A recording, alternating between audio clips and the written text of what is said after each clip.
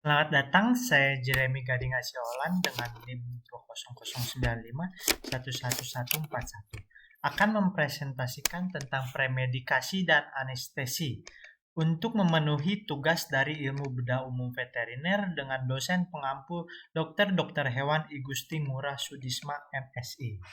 Yang pertama, saya akan menjelaskan premedikasi. Premedikasi adalah pemberian obat selama 1 hingga 2 jam sebelum dilakukan induksi anestesi. Tujuan dari premedikasi adalah yang pertama untuk menenangkan pasien sehingga memudahkan penanganan dan mengurangi pelepasan katekolamin. Yang kedua untuk relaksasi otot sehingga terjadi imobilisasi dan hiporefleksi. Yang ketiga untuk memberikan efek analgesia atau menghilangkan rasa sakit. Yang keempat, untuk memperoleh induksi anestesi yang perlahan dan aman. Untuk yang kelima, untuk stadium anestesi yang stabil. Yang keenam, untuk mengurangi dosis obat anestesi sehingga efek samping dari agen anestesi dapat dikurangi. Pemberian dari premedikasi ini dapat melalui berbagai cara. Yang pertama itu melalui oral. Oral ini biasanya diberikan 1 hingga 2 jam sebelum anestesi. Untuk suppositoria 10 hingga 15 menit sebelum, untuk intramuskular 30 hingga 45 menit sebelum, untuk intravena 5 hingga 10 menit sebelum anestesi.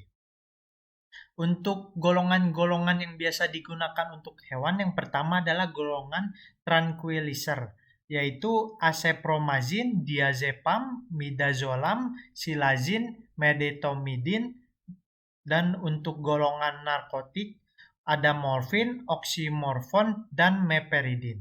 Sedangkan untuk golongan antikolinergik ada atropin dan glikopirolat.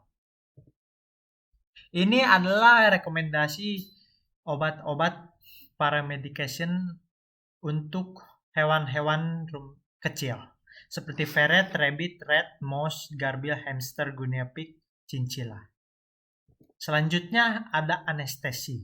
Sejarah bahasa anestesi berasal dari Yunani, yaitu an yang artinya tidak, tanpa, dan dari aesthetos yang artinya persepsi atau kemampuan untuk merasa.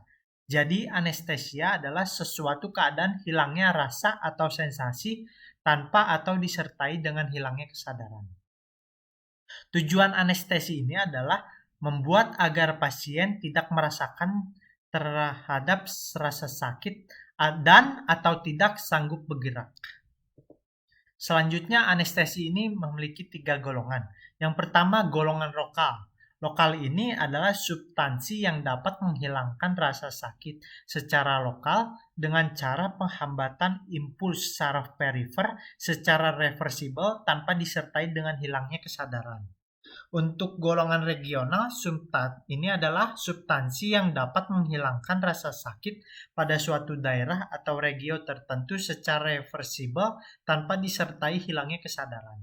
Sedangkan untuk golongan umum, mendepres susunan sistem saraf pusat secara reversibel sehingga hewan kehilangan rasa sakit di seluruh tubuh, refleks otot hilang, dan disertai dengan kehilangannya kesadaran. Selanjutnya itu sebelum kita melakukan anestesi, ada pemantauan yang harus dilakukan. Yang pertama itu ada denyut dan ritme jantung. Denyut dan ritme jantung ini yang normal untuk anjing dan kucing adalah 90 hingga 111 kali. Sedangkan untuk kucing adalah 90 hingga 140 kali. Setelah dilakukan anestesi, akan menyebabkan penurunan denyut jantung.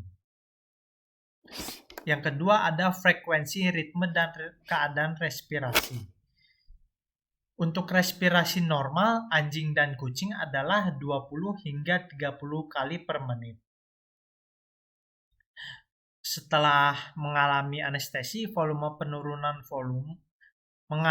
pasti akan mengalami penurunan volume.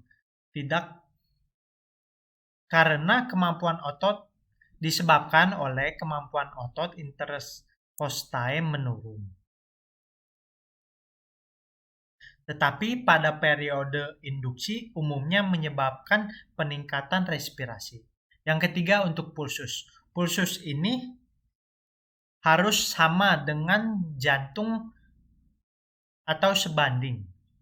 Yang keempat, ada suhu tubuh. Suhu tubuh ini kita harus pantau sebelum dan selama periode anestesi. Selama periode anestesi, kita dapat menggunakan termometer yang langsung dapat terbaca, tidak dengan termometer gelas. Termometer ini dapat diletakkan pada rektum atau esofagus. Nah, suhu tubuh ini dapat menurun karena biasanya pasien-pasien ini diletakkan pada hewan meja operasi yang dingin atau juga karena ada AC yang langsung terkena pasien. Sehingga kita harus memberikan isolasi yang membatasi hewan dengan meja operasi.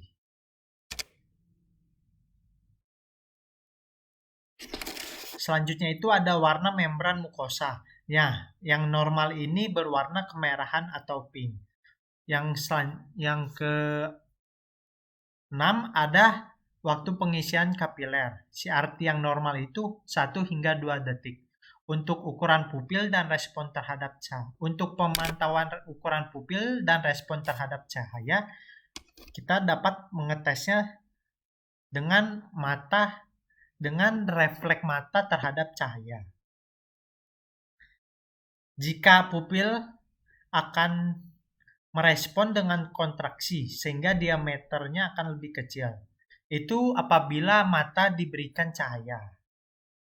Untuk refleks dan ketegangan otot kita dapat mengeceknya pada refleks palpebral, kornea, oral pharyngeal, laryngeal, daun telinga, pedal, dan refleks patellar. Selanjutnya itu ada pertimbangan yang harus kita lakukan juga. Yang pertama ini ada pertimbangan keadaan operasi secara alami. Contohnya itu kepentingan.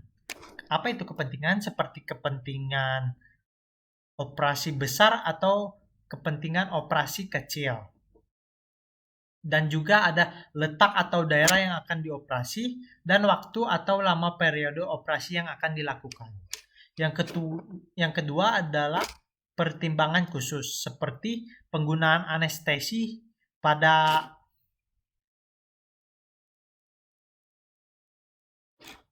hewan bunting dihindari anestesi umum. Yang ketiga, bentuk gerakan. Jika kita melakukan operasi reksesio abses retropharyngeal, kita menghindari anestesi lokal. Yang keempat, ada juga ukuran dan tipe individu. Misalnya, hewan yang bertipe branchisepalik lebih beresiko terhadap kematian, sehingga kita membutuhkan tambahan tracheal tube. Yang kelima, kepekaan individu.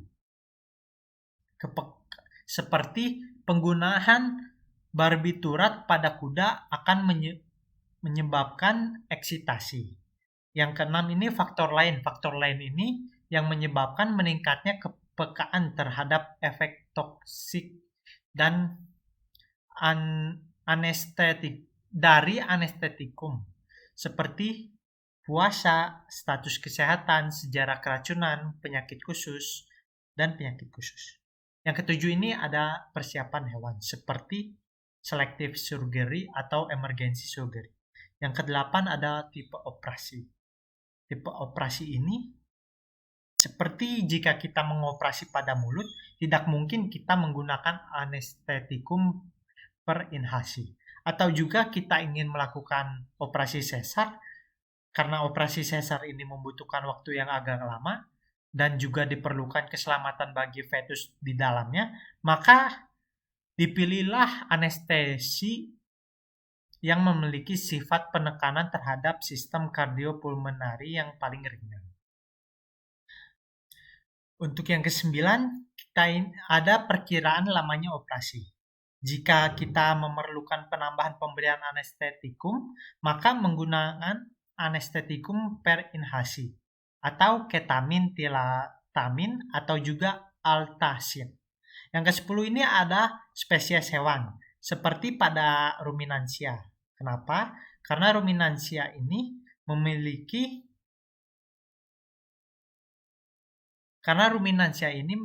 perut ganda, yang dimana di dalamnya itu ada kemungkinan masih tersisa bahan makanan, sehingga kemungkinan regurgitasi sangat besar yang mungkin akan menyumbat jalan pernafasan. Anestesi lokal atau regional lebih aman bagi hewan ruminansia.